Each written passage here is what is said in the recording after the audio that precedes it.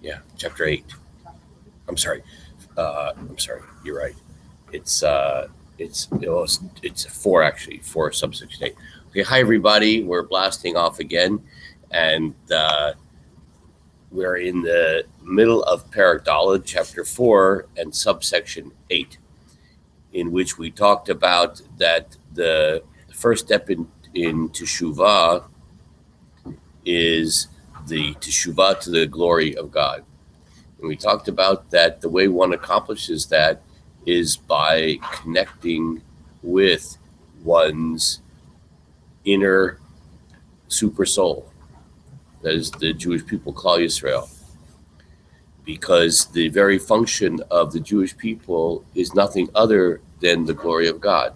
Remember, we pointed out last week, that's not an egotistical statement or chauvinistic statement, right? That's not a description of what is a description of what should be, right? We're not saying that every Jew walks around as an embodiment of the glory of God. Oh my gosh. Wish that were so, but it's not. Okay? It's talking about why we were created. And unlike other nations that were created as a function of natural considerations of territory, language, etc., Jews are created in the middle of nowhere, literally. Had nothing to do with land. Right? Okay. Now he's going to go on, and this is one of the more cryptic passages in Rav Kook's writing, and we'll see what we can make out of this. Okay. It says the following. You know, this paragraph started off by saying that the first step is return to the glory of God, to realize that that's our function. One accomplishes that by expressing what it means to be a Jew and to be part of the Jewish nation. Now, what's the next step? So he's going to go on. Afal pisha behitrachev haor hamusagim mitalim ad shetochen shel kavod im kol ruchbo tzarhu me'achil et hashetef hagadol shel orot hatshuva shetamtzit nikudam yakar mechochma umikavod. Says the following. Even though when the light is expanded, this is going to be very lofty language. We'll have to figure out what he means. Even though when the light is expanded, the concepts become elevated until the content of kavod, of glory, of honor, with all of its expansiveness, is too narrow to contain the great flow of the lights of teshuvah, that the very essence of the of these lights is greater than chokhmah, wisdom, and kavod, and glory. Well, was that English? No. Do you see where we are in that text there? Because I'd like you to read it just for fun. Chapter 4, subsection 9. It's subsection 8. Subsection 8. Okay. Right. And if you wouldn't mind, just because I'd like to hear how his in the translation, it's not going to help us. Okay. But it's going to make me happy just to see how cryptic it is. So real loud. Okay. The highest form of penitence is penitence inspired by the ideal of honoring God. All other expressions of penitence are auxiliary to it. As our enlightenment progresses, our perceptions are raised to a higher level, and the ideal of honoring God with all its comprehensiveness seems too narrow to include the entire sweep of all penitential strivings. Excellent. Okay. So whatever that means. That didn't help. Okay. You know, So I'm going to read now another sentence. what the idea of the narrowing? What does that mean? Okay. So hang on. We're just right now reading the words. Okay. We're going to explain this. I mean, you're going to explain this. V'zeu yesod hatshuva she'oro yigaleh be'ikvad demashiach. This is the foundation of tshuva, whose light will be revealed in the period with the footsteps of Messiah, which is right now. You hear the footsteps? V'yichlol b'kirbo et kol archot hatshuva haktanim mimenu shekulam bo chulim. And it will include within it all the lights of tshuva, which are smaller than it, but are subsumed within it. Okay, again, don't freak out. We're right now just got to read the words. We'll explain it. Bezrat Hashem. Bo'oro hagadol, Breshit hipartso, nirehu ki'ilu dochet ha'ora haktana. In its great light, when it initially bursts forth, it seems like it's pushing aside the lesser light. Uvnei faritzim kamim umitnasim lahamid chazon v'nechshalim. And transgressors will arise and push aside the vision, but they will fail. Aval hakishalon lova ki im hayedei orot haktanim sheniru ki'ilu nidchu. But that failure will only come through the lesser lights that seem like they are pushed aside. V'or hagadol poel hala et pulato. But the great light will continue and have its effect. And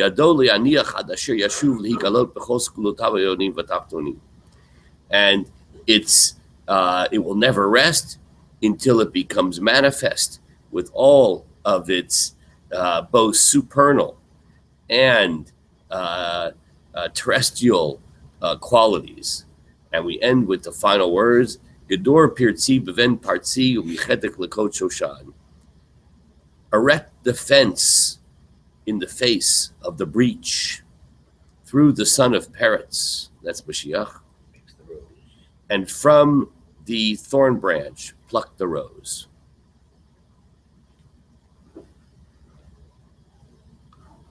Now we're going to hear Rabbi Boxer's rendition of that idea, just for fun. I'd like to hear, if you don't mind, Moriah, just from where you left off.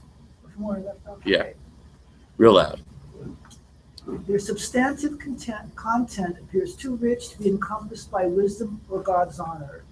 But the concept of honoring God as the foundation of penitence will become clear as the inception of the Enlightenment in the Messianic age, and it will be seen as embracing the lower forms of penitence. The larger light of penitence appears initially as negating the lesser light, and rash spirits arise and attempt to formulate ideologies accordingly, but they will fail. The failure results from the claims of the lesser lights, which seems to have been negated. The great light will continue to do its work, and it will not cease until it will be recognized in its higher and lower manifestations. Quote, repair the breach with the son of Peretz, a metaphor for the Mashiach, and pluck a rose from the thorn. Okay. First of all, today's Tuesday, is that correct? Mm-hmm. Yeah. Okay. So, and today we start davening at 6:45. 6:45. Okay, good. I got scared because several people come in early. He's scared us. No, it's not. It was only one day. Yesterday. But you're early. You're Yeah, good. demonstrating. Good. I got scared. You're more than welcome. You're more than welcome. Okay, but I was getting scared. Okay, let me tell you, we may need to take a look at several ways of understanding this really very cryptic passage here. I'm going to share with you today the way Rav Shlomo Aviner explains this particular passage, and then if we're not happy, we may try some other approaches towards this particular chapter. There seems to be some notion here that there's a certain approach which is going to be deficient, right? And then that will be sort of morph into something which will be a more full expression of tshuva. Okay, and it has something to do with the glory of God. Okay, so I'm going to give you the way Rav Aviner has a very special talent to be able to make things very concrete and real.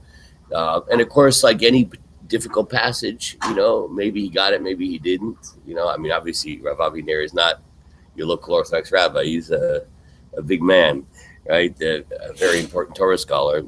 So the fact that there are other ways of looking at this chapter, that no way detracts from somebody's greatness. And like anything in Torah, there are multiple ways of understanding a particular idea. Rav Aviner understands like this. I'm going to bring it real down.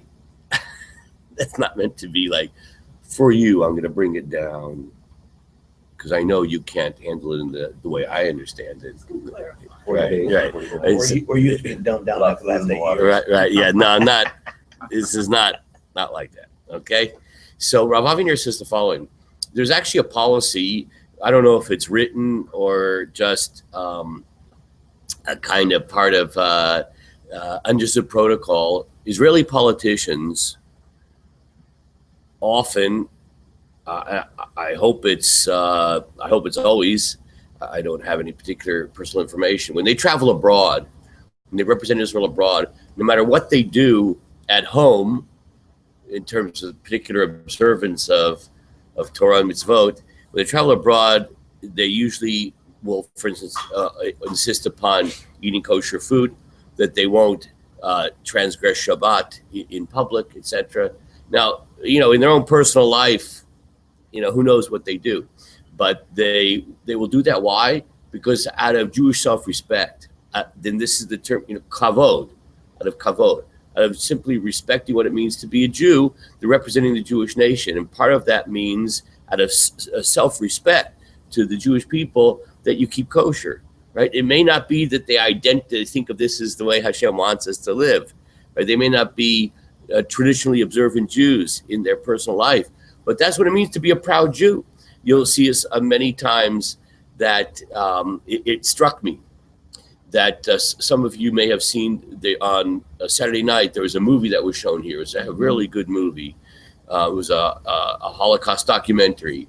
And so when they went to a cemetery, do you remember that? The guy put on a kippah, right? The guy who made the film, who was like tracing his family roots. And obviously, didn't strike me that he's a particularly religious person from the rest of the movie, but there was something about, just the minimal of what it means to be a Jew and be respectful means to put on a kippah. And you'll see that Israeli politicians will do that. There have been scandals where Israeli politicians didn't do that.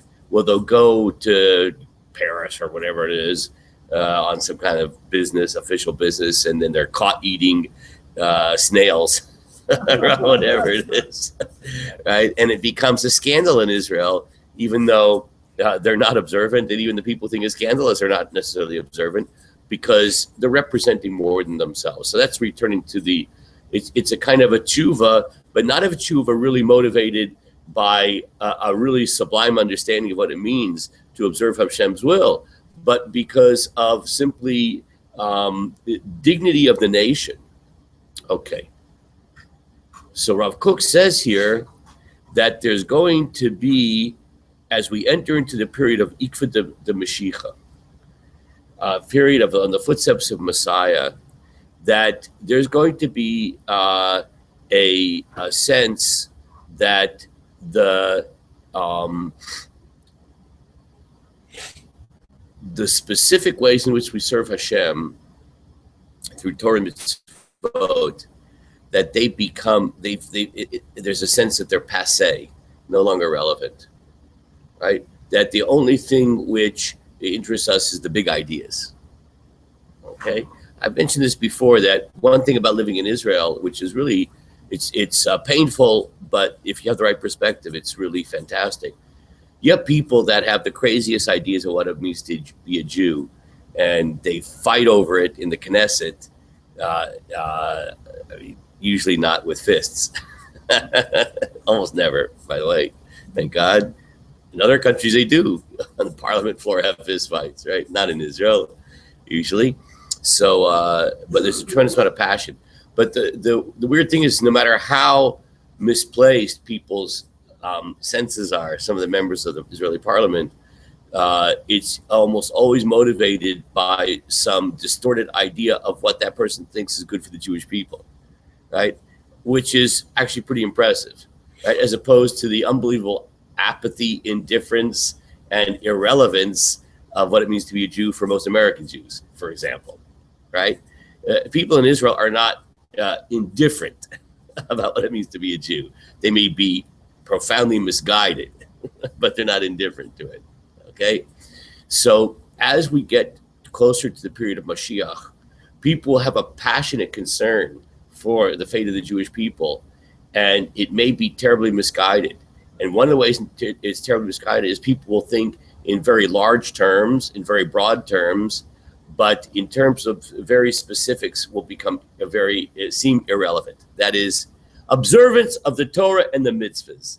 That will seem way too small for these great visionaries of what being Jewish is all about. They'll become utterly irrelevant in their eyes, right? They want the big picture of the socialist redemption of the world and how Jews are going to be a vanguard in that, etc. The big lights. And the big lights are going to push aside the little lights. Those are the images that Rav Kook here is using, right? The only thing that matters is the big light, not the little lights. But the ultimate redemption will be when, in fact, the breach. You see, that's there's a poem which Rav Kook quotes here in the bottom. Gedor Pirtzi Beven Partzi, that through the son of Peretz, that's Mashiach. Gedor Pirtzi, the Peretz, the break in the fence will be healed. That idea of a break in the fence is a term which is used in the Talmud for someone who transgresses Jewish law. Poretz Geder, a person who broke through the fence because they don't observe Torah and mitzvot. That break in the fence will be healed through Ben Partzi. It's a play on words because Gedor Pirtzi, break the breach through the son of the breach, right? Because Peretz also means breach, but also it's an allusion to King David because he's descendant of Peretz, right? Who is the offspring of Yehuda and Tamar, right? That whole story. Okay, so and then pluck from that poem at the end. Pluck from the thorn bush, the rose. The rose, of course, is Israel. Breakfast. So we'll pluck the thorn bush. The rose from the thorn bush. I'm sorry? That's not emotion. I'm sorry? That's not emotion. No. I mean, that's an interesting idea. I didn't think about it like that. But the idea of a Shoshan, of a rose representing Jewish people, I don't think is, and from the thorn bush, I don't think is an allusion to the burning bush. But I have to think about that. I never thought about it. But hang on a second, because I just want to make a point before we run out of time. The ultimate redemption will be that people will see that the small things, small in quotes, that the Shulchan Aruch, the observant in Torah mitzvot, that they no longer see that as small lights, which become irrelevant in the so-called big light of the big ideas, that in fact, that those so-called small lights are the ultimate expression of what it means to bring God's glory into the world. It's through the small details, small in quotes, of everyday life. So that what appeared to be small and is blasted out of the way or subsumed in the blinding light of the big idea, and the small lights become irrelevant. And that'll be part of the footsteps of Mashiach, that there'll be this Peretz, this breach, because we'll think that the small lights are relevant. What we will see ultimately is that the so-called small lights and the big lights will become, in fact, merged together. It also occurred to me in terms of the image of the sun and the moon, right? That we actually are, the Jewish people are symbolized, interestingly enough, by the sun or the moon. Which one? The moon. That seems like a small light, right? So, but we will ultimately see, and sort of the small light is kind of pushed aside by the big light. But what will happen as we get closer to Mashiach and the ultimate integration takes place, we'll realize that those small lights, light of the moon and the big light, are all part of the same thing. And that ultimately, it's a process which will become very painful. And okay, so on that note, we'll have to stop, and we will continue Bezrat Hashem. The rose of the next Jewish time. people, what's the thorn? Yeah, the thorn. That was Yeah, well, I think.